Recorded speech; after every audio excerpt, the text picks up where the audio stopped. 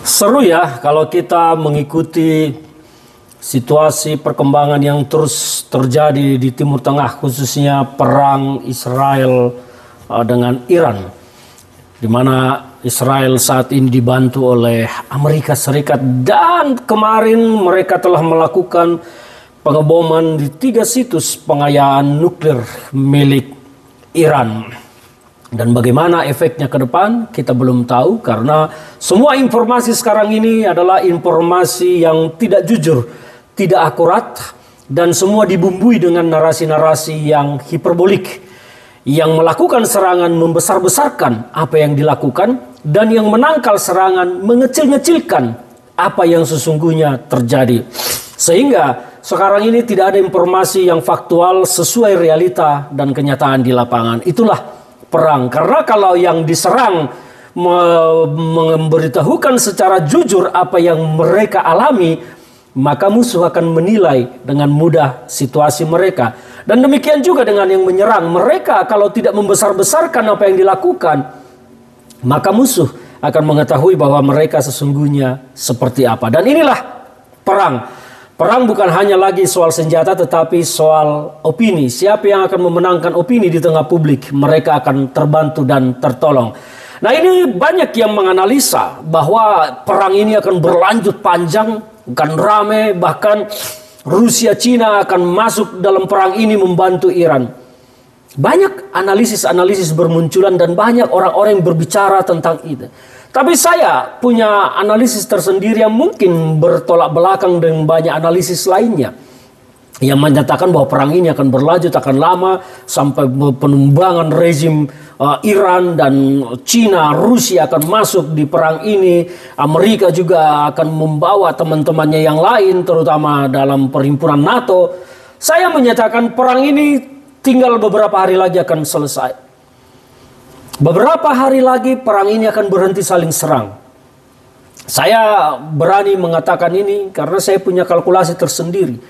Iran tentu punya source yang terbatas juga. Mereka memang lama membangun kekuatan persenjataannya, tetapi mereka memiliki keterbatasan. Dan sementara supply untuk masuk ke negara ini tentu tidak mudah juga.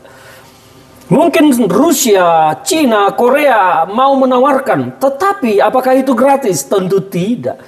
Tidak ada yang gratis dalam bisnis perang ini. Saya mengatakan ini bisnis. Karena pemilik-pemilik senjata pasti akan menawarkan senjatanya kepada negara yang berperang. Tentu tidak gratis. Membuat senjata itu tidak murah. Apalagi kalau contohnya Korea, Cina, Rusia mau menawarkan senjata nuklirnya, itu barang yang sangat mahal dan tidak mungkin diberikan cuma-cuma. Termasuk senjata-senjata yang lain. Maka saya mengatakan perang ini tidak akan lama lagi berhenti. Hanya beberapa hari lagi. Satu pekan ini saya yakin perang ini akan berhenti dan akan berlanjut kepada perang intelijen. Israel Amerika tentu punya kepentingan untuk menjatuhkan rezim Khomeini.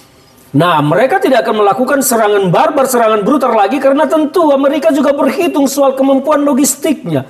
Betul, Amerika punya banyak sekali senjata. Pertahanan militernya luar biasa. Tetapi Amerika tentu butuh anggaran besar untuk mendorong ini semua, logistik segala macam.